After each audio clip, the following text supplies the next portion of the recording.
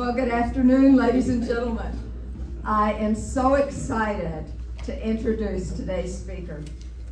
I had the pleasure of meeting him in early March while we both were in Michigan. Dr. Keith Carver serves in the dual role of Senior Vice President and Senior Vice Chancellor of the University of Tennessee Institute of Agriculture. In this position, he provides leadership for ag research, extension, and the UT College of Veterinary Medicine and the Herbert College of Agriculture. Dr. Carver was raised in rural farming areas in West Tennessee, where he saw firsthand the impact of agriculture, starting with his early years growing up in Frog Jump, Tennessee. Early on, he knew he wanted to continue his education beyond high school. He earned his bachelor's degree from Memphis State University. But after that, his educational pursuits took him to UT Knoxville, where he completed a master's degree in college student personnel and educational leadership, and then he earned a PhD in higher education administration. Dr. Carver has worked with the UT system for over 26 years.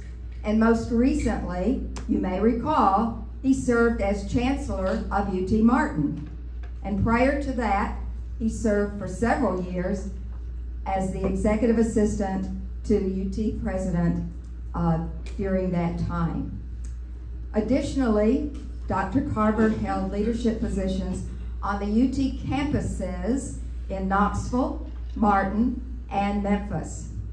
These positions included serving as Interim Vice Chancellor for Development and Alumni Affairs at the UT Health Science Center in Memphis, one that we are very much involved with at this time in terms of our dental school. And also, he served as Assistant Vice Chancellor for Development at UT Martin and Director of Development and Alumni Affairs for UT's College of Law in Knoxville. As a lifetime learner, Dr. Carver has completed numerous leadership development programs, including Leadership Knoxville, the UT Leadership Institute, and Leadership at the University of Illinois. He has actively participated in key board leadership roles at the University of Tennessee, including serving on the UT Foundation Board and the UT Alumni Association's Strategic Planning Steering Committee. His vast community involvement includes membership on the Board of Directors for the Tennessee Chamber of Commerce and Industry. The UT College of Agriculture is named for Jim Herbert, a graduate of the UT College of Agriculture who was a longtime friend of mine and whom I served on numerous hospital and community boards while we both were in Michigan. Not only was Jim a major donor to the College of Agriculture, but he also was a strong advocate for Dr. Carver. Sadly, Jim passed away in March of this year. Dr. Carver led a large delegation of UT leaders who arrived by plane to attend Jim's funeral in Lansing, Michigan. It was there, ladies and gentlemen, where I had the opportunity to spend some time with him. Ladies and gentlemen, as Kiwanians, we describe our work regarding who we serve, how we serve, and with what impact. UT President Randy Boyd said that Dr. Carver was hired because of his experiences across the UT system, his collaborative spirit, and his deep appreciation for UT's land grant mission, which made him the ideal person for this role. And more recently, President Boyd has said that from the very first, when Dr. Carver arrived at the University of Tennessee's Institute for Agriculture, he has made a tremendous impact within the Institute and throughout all the communities in the state. Ladies and gentlemen, I feel sure after hearing his presentation, a presentation that's delivered by a former Kiwanian, you will agree that he and Dr. Boyd are in sync with Kiwanis and its impact strategies. Please welcome UT Senior Vice President Keith Carver. Much for that warm introduction. It's great to be back in Kingsport. I've been back. I've been in this role at UT for a little over a year, moving back from West Tennessee to come back to East Tennessee. And so just to put some context on this place, my son, when we moved, was in the middle of finishing up his junior year. So if you want to be real popular with your son, look at him when he's finishing up his junior, rising senior in West Tennessee. You say, hey, buddy, we're moving to Knoxville. We're going to have to change schools for your senior year. And he was a good sport, and he did it. He said, and we were moving up here. I said, that first weekend, I said, is there, anything you want to do, anything special we can do, just, get you back, introduce you to some of your old friends that you knew. And he said, yeah, I've got something planned for Saturday. And I said, okay. And so I moved in, started on a Tuesday, worked that week. I had Saturday off. And I thought Britton and I were maybe going to go turkey hunting in Monroe County, or maybe we were going to go fly fishing in Sevier County. No, what he wanted to do that day was to drive to Kingsport and eat at Powell's. So so my first week back, we made a trip up to Kingsport and had cheeseburgers, Frenchy fries, and that tea. There's something, I don't know if there's codeine or in it or what, but it's just magical. It's just magical. But it's really good to be here.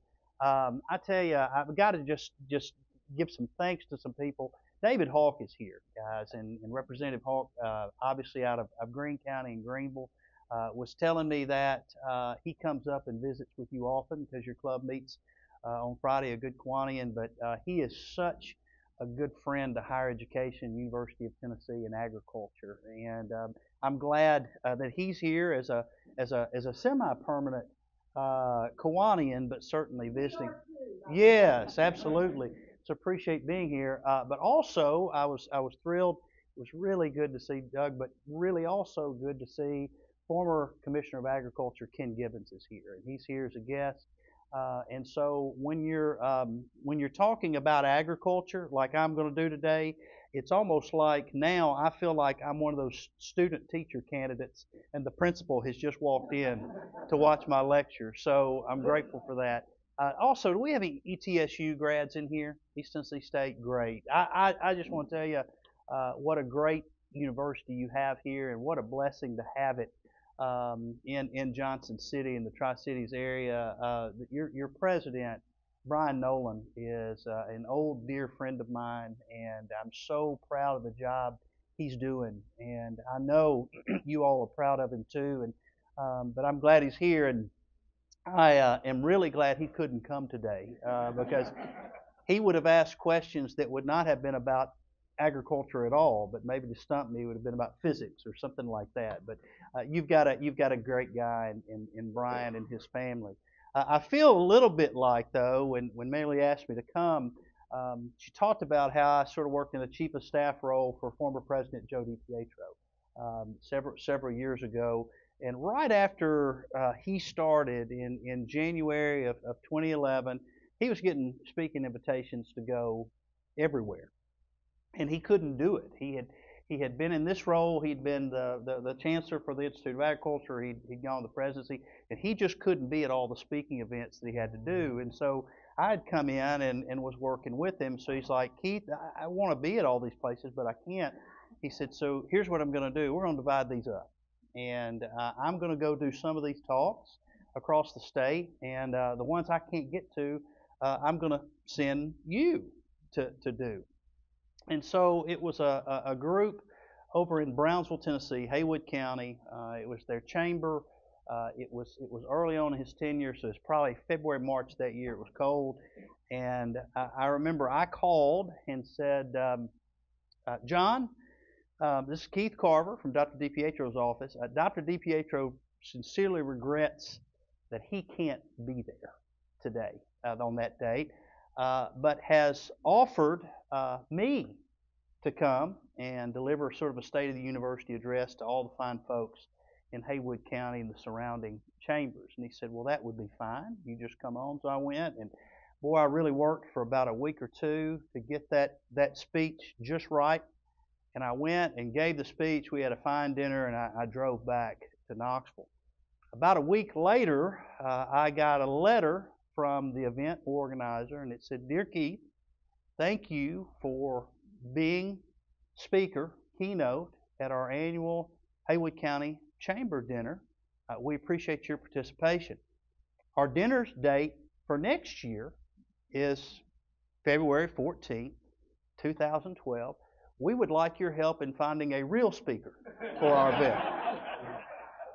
So that let me know where I stood in that context. But so great to be here today, and great to be, because our civic organizations really are a heartbeat.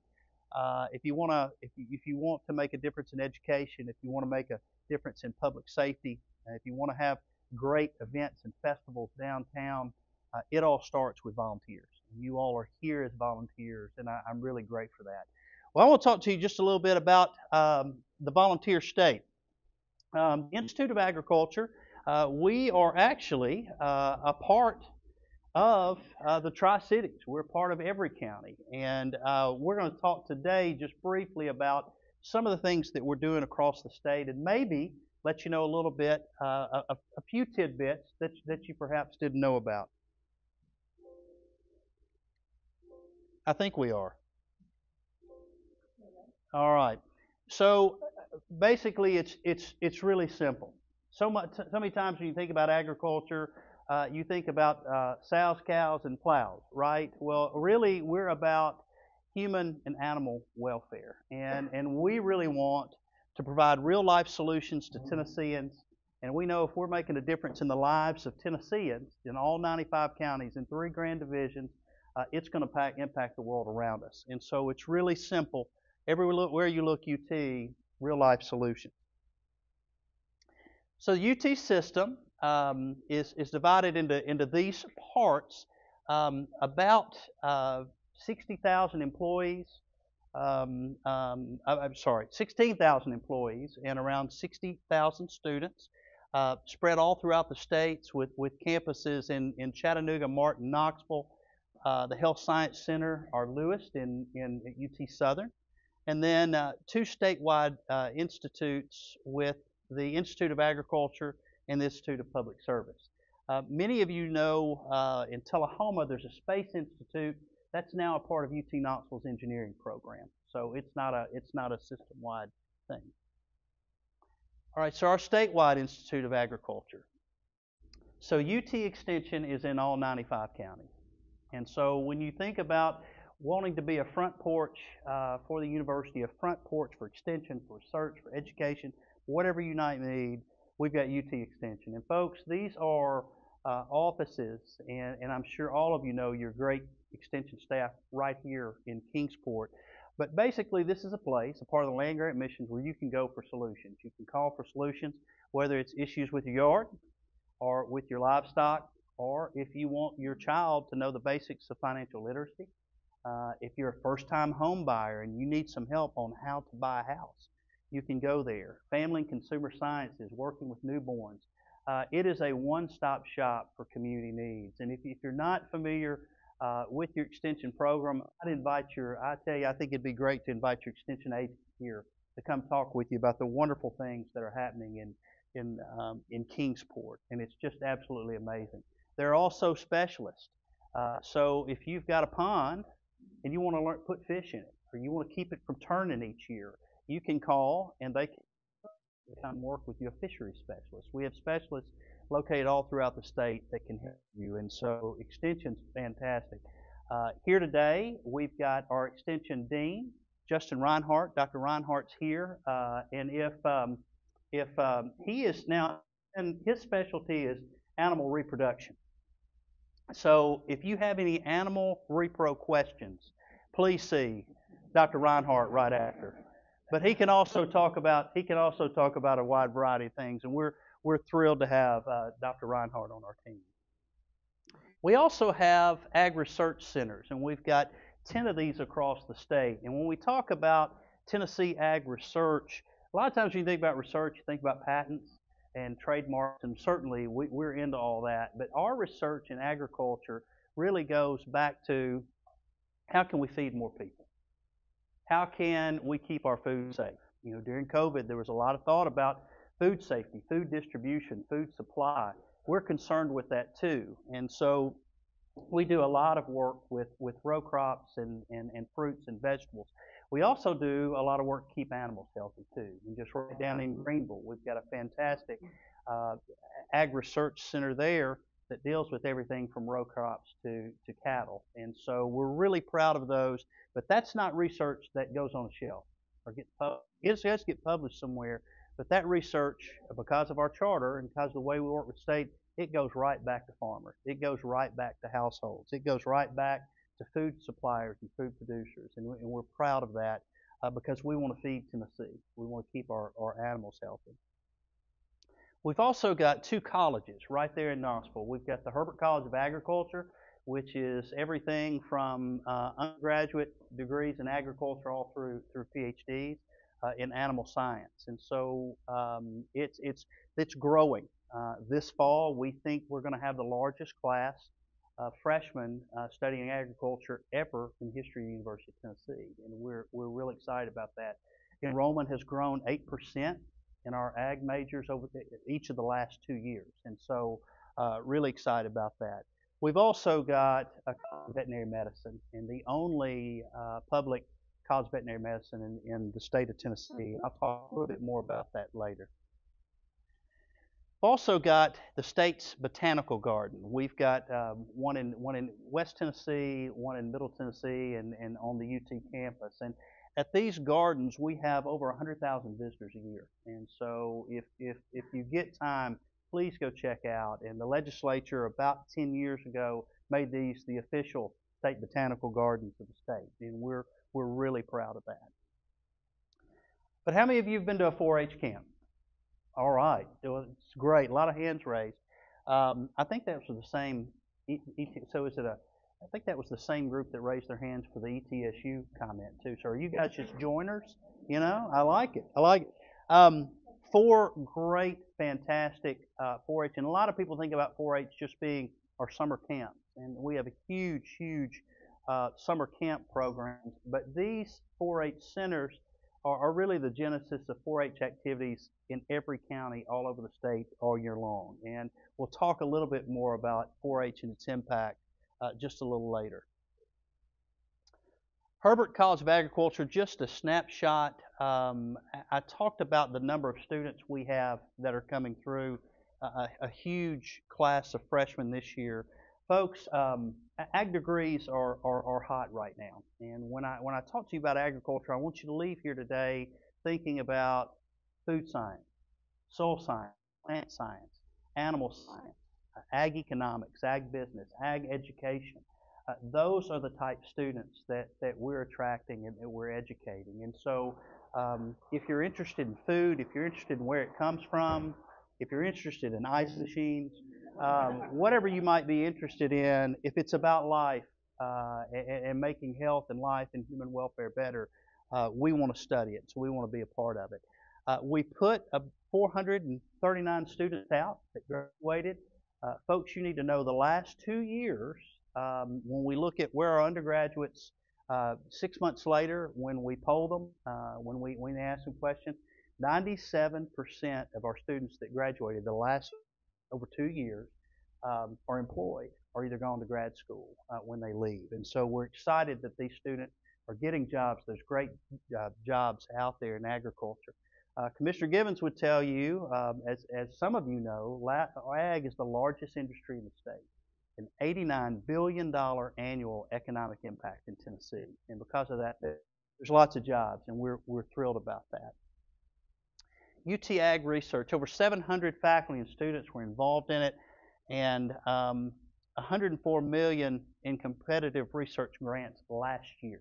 And so, really important. That research, again, is we're having to feed more people with less land these days, and so it's all about efficiencies in farming. How can we produce food that's safer? How can we better take care of our animals? That's what we're doing. And we've got Representative Hawk here. I want to tell you all on that 50 million. Last year, the state of Tennessee, through the General Assembly, gave us $50 million to upgrade equipment on all 10 of our research campuses. We had some barns. I'll just say we had some barns that probably were built somewhere between the Civil War and World War One, and so able to replace that because we have millions of dollars of equipment inside that we need to take care of, and roads to build, new technologies, and for the state to help us with that, we're so grateful. That was a huge hit. Do have field days across the state at our ag research centers too. UT Extension, I really want to talk about, we do a lot of things. I talked about a lot of things that UT Extension does. The thing I want you to really know is that the last year, for every dollar the state invested in extension was a was an $8.29 return on investment. And folks, that's important because we take the money that we get from our taxpayers, we take the gifts and appropriations we receive from state government very seriously, and I promise you we're going to stay in that range and even improve that if we can. But we're excited about that return. I wish I got that return on my retirement network, but not yet. Also, 152,000 4-H students participated in activities last year. That makes Tennessee state in the country, and we're really proud of that because if we're going to make a difference in this world, we're going to have to do it through teaching our young people. And there are so many great civics and leadership opportunities within 4-H. And if you know any 4-Hers, the type of students it attracts, I'm in the future business in higher education, and I'm excited about our future, especially with the number of young Tennesseans we have getting involved in 4-H. College of Veterinary Medicine. So we have our own pandemic in Tennessee, and I'm sure you've heard some of your local livestock producers talk about it. Folks, we have a veterinary shortage in Tennessee. Most of our vets in the state, veterinarians in the state, look a lot like me. They're gray and bald. They're starting to age out, and when you look at over the next 5 to 10 years, there are going to be a ton of retirements. So what are we going to do about that? Well, we're going to grow. So this past year, we usually take in between 80 and 85 students for each vet school class. Well, we're going to grow that class over the next 5 years to be 125. So most of our veterinarians stay in state, and so we're going to restock the pipeline for that. And you're probably wondering, was there that much demand? We know there's demand in the market, or that many students. So for this year's 90 students that we're going to let in, our first year we're trying to grow it, we had 1,900 applications for those 90 spots. So highly competitive, and you can be proud of your College of Veterinary Medicine. The other issue we're having is not only is our number of veterinarians in the state declining, but we don't have our number of veterinarians who want to go to rural areas and work on large animals is really declining at even faster amounts. So really working, and of course that's something that's near and dear to Dr. Reinhardt's heart. Reinhardt's heart. I like that. I'll call you Double Heart or something. But that's something that he's concerned about from Extension. We're certainly concerned about it from College of Veterinary Medicine. So we're going to make sure that we do our part to recruit students who want to come back to rural areas and want to work with large animals to help our farmers. Looking ahead, a couple of things are happening that we're really excited about. We're opening up our first new building on the agricultural campus in 40 years, and in it's going to be state-of-the-art building. But for so many of you, how many of you have been on the ag campus? You know, you go across the Joe Johnson Bridge to get there. It's a little bit of a desert for our students. You can go to the main campus and go to the University Center and go to the library, but it's a little bit of a 3/4 mile hike over there. We're not only just going to be an academic building and a research building, but it's also going to be a miniature university center. So our students have a place between classes to go get food, to study, to talk with friends, to work on group projects, and so it's really going to be almost a town hall. Representative Hawk, you'll be very interested to know the cafeteria and diner that we're outsourcing here in this building is only going to sell UT beef and chicken grown in Greene County. So it's going to be, so when you come to campus, stop by and visit, and it's one of those things where if you can get it in a sandwich or a hamburger, you can convert it to a salad, and students are great about that. I mean, look, I've started my talk with pals. You know what I like to eat, so I'm gonna be getting the burgers, but students can get that ground beef and get that chicken in a salad or wrap, and so we're really excited about that. The other piece is the state helped us out with a $12 million gift that we're matching with some private funds to really look at protein innovation. And so we're going to be able to do protein research. And let me make this clear. This is not cell-grown or artificial meat that you read about. This is real meat where we can do protein research, talk about how do we cut the meat, but also what can we do to make it safer? What can we do to make it more transportable? And it's just going to transform beef research and protein research and poultry research across the state, and we're very excited about that. Finally, I've been here a year. We're really looking now at where we're headed, and we're excited about the growth in agriculture.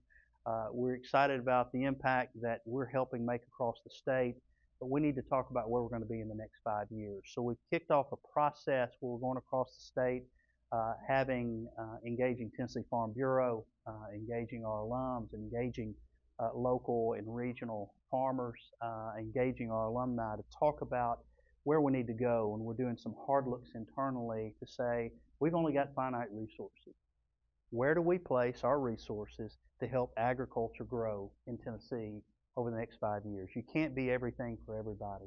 What are the 5 things that we can do to better educate our students and to better serve Tennesseans across the state?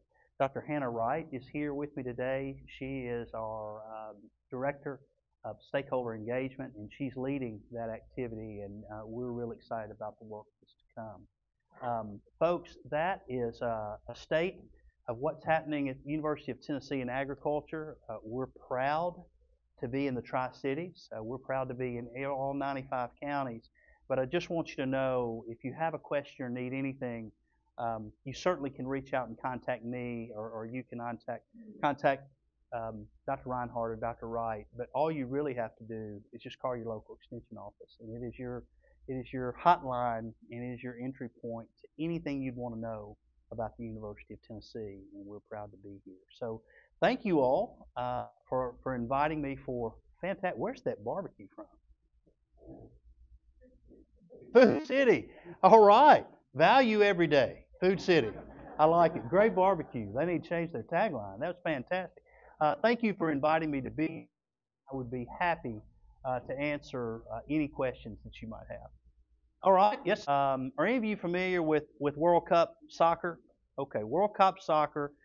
FIFA is the largest sports organization in the world. And so annually, when people watch the World Cup events, it's about 3 billion people watch the World Cup. So for a World Cup match, think of it in the context of the typical annual Super Bowl audience, and multiply that by 10 is how many people watch World Cup across the world.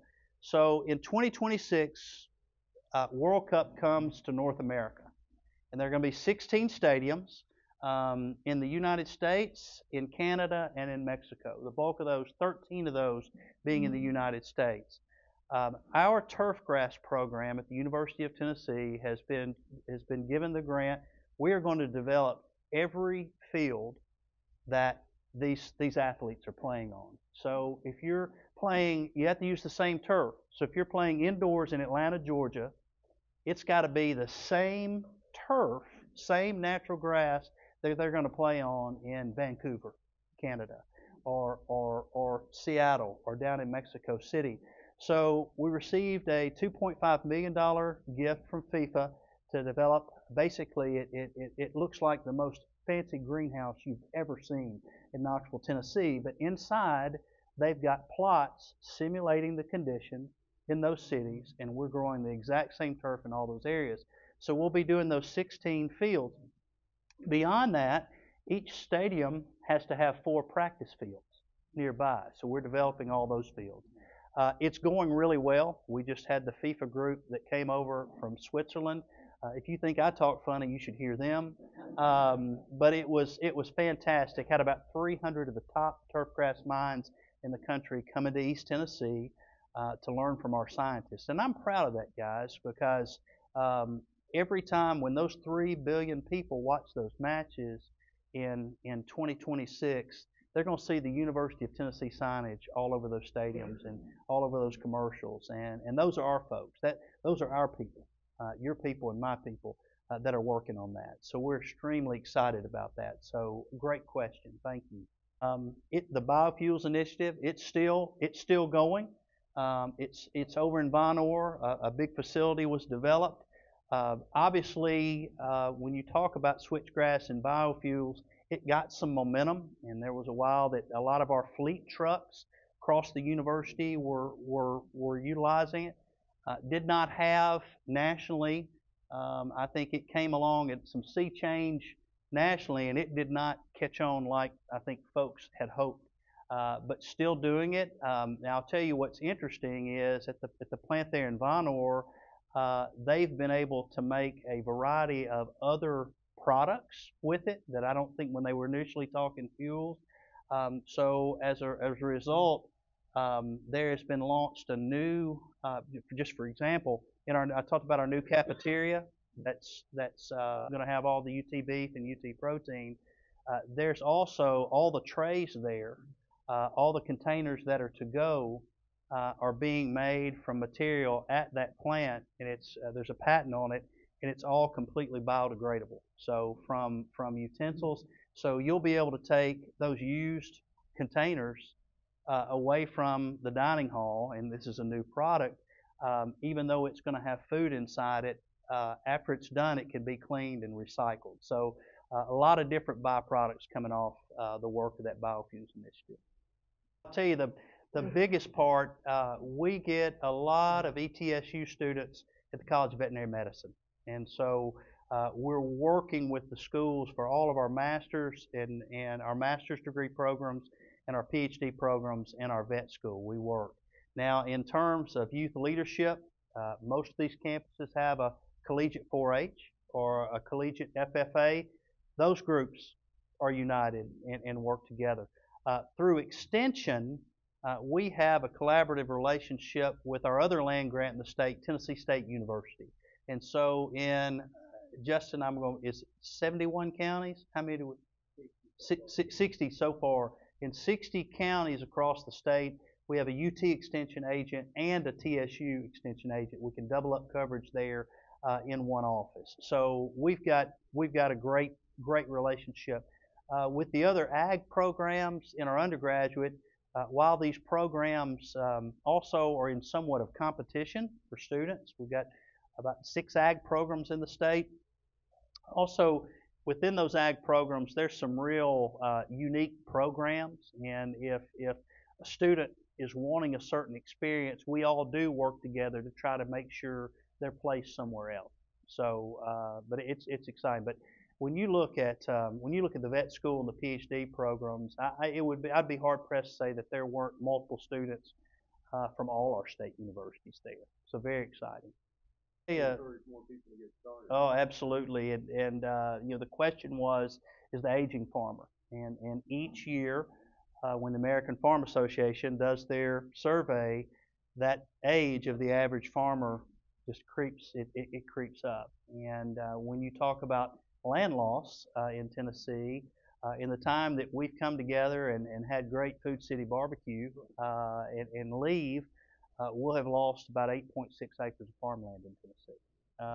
Farmland is rapidly disappearing here, and it's a combination of many things. It's growth is good. We want We want growth, but we've got to look at smart growth and how do we manage growth in our state, both industrial and residential, and work together with agriculture to make sure we're still able to provide the food that we need to provide. So the average age of the farmer, now what we're seeing though is as we lose farmland, there's fewer people farming. What we've seen is farms are getting larger, and so I was in Dr. Wright and I were in West Tennessee yesterday, and I visited with a farmer that over the past 20 years he's farming 8,000 acres of soybean. That's absolutely huge. But how has he grown? It's been farmers who are retiring. There's no one that wants to take on the family farm. It's hard work, so it's being purchased. And so our farming communities, Extension is a great network for that. We've got a Center for Farm Management. We do try to help folks that do want to get in. It's hard because when you're looking at yeah, a lot of expenses. If you're 18 years old and you want to say, hey, I want to go farm 1,000 acres, that's hard. It's hard to get the financial capital, but there are programs to ease and help that next generation of farmers come on. And you can do so much here locally too. And if you get a chance, to buy from a local beef producer, do that. And if you have a chance to shop at your farmers market and help your smaller farmers with fruit and vegetable sales, please do that because we're concerned that today's farmer, one farmer feeds about 170 people right now. So when you think as that number shrinks, the number we've got to feed increases. So farming's more critical than ever. So, boy, am I a downer or what? I'll just say, alternative uses of power, source of power, good thing, right? And we need to look at that and develop it more. Some of the issues and some of the research and some of the rush to find it, we've lost some really good farmland to solar panels. They're basically called solar panel farms that are popping up. Now there's a bunch coming along in West Tennessee. I think more recently, it just to speak the truth, when you do that, your animals can't graze in there certainly, or they'll chew up the solar panel. And it's hard too to grow any sort of a plant or vegetation underneath it. And so there are currently studies going on to see could those be located in different areas, side of a mountain, other areas that maybe it's not, and then also looking at the height of those things. Could you do things underneath them? That's difficult because you've got farm implements. It's hard to get in and around. So that is, I would say, I wouldn't call it a tension point, but a conversation point is how does alternative power use, how does that work with traditional agriculture, and how can we work together to make that happen? And that's something that across the state we're really interested in, are having lots of conversations about. You would think so, and we do get a lot of students that come that are, but since COVID, if you look at students that are coming in food science, a lot of those students are coming from urban areas, and some of it stems from COVID. COVID, people really, they saw food shortages. There was a lot of talk about what's in food and food health. And I think the pandemic gave a little bit of a rise, and it really helped agriculture because people are interested in food science, plant science, animal science. And so now we're attracting students from about 40 states to Tennessee, still predominantly Tennesseans when you come in there. But as I was coming in this morning, I ran into a student that was touring from Delaware, but was coming down because they were interested in one of our academic programs in agriculture. So it's drawing from whatever. I will tell you that our out-of-state students, we talk about brain drain and we don't want folks to leave. Right at 65% of our out-of-state students stay in Tennessee to try to find a job when they graduate. So that's helpful too as you look to replenish the working economy and the workforce here. They know we've got it pretty good here, So we don't want everybody to know about it, but we want the real smart ones, right? To come in and stay with us, our future doctors and our future veterinarians. We want them to stay. So from the 1920s up to about 1982, we had a creamery on campus. And in the 80s, things got crunched. A lot of things got on the chopping block, and for whatever reason, someone said, let's quit making ice cream at UT. But obviously that happened. Last year brought the creamery back. And so for those of you who are on campus or know anything about campus, right there on the corner of Kingston Pike and Neyland Drive, there's Sorority Village, and right across the Sorority Village is the old Visitor Center, the old Faculty Club. That is now the UT Creamery. It's open 7 days a week. And I will tell you guys, if you are trying to watch your weight, do not go in there. It is the highest. No. And it certainly wasn't to the sheriff either. No. Thank you, sir. But it is the highest fat milk fat content you have in ice cream, which is like Ben & Jerry's and those not, is 18%. Well, that's what's in our ice cream. So it is absolutely fantastic. I think we're losing money because those young people put in scoops. It looks like a double, but it's a single scoop. But we've got it priced for students, but certainly want alumni and visitors to come in. And it is a wonderful thing. And there are 9 flavors. We're about to be able to pack it so you can take it home. And I tell you what I'll do. If you want to meet halfway, I'll trade you some pals for UT ice cream. Anytime. Another question. Yes, sir.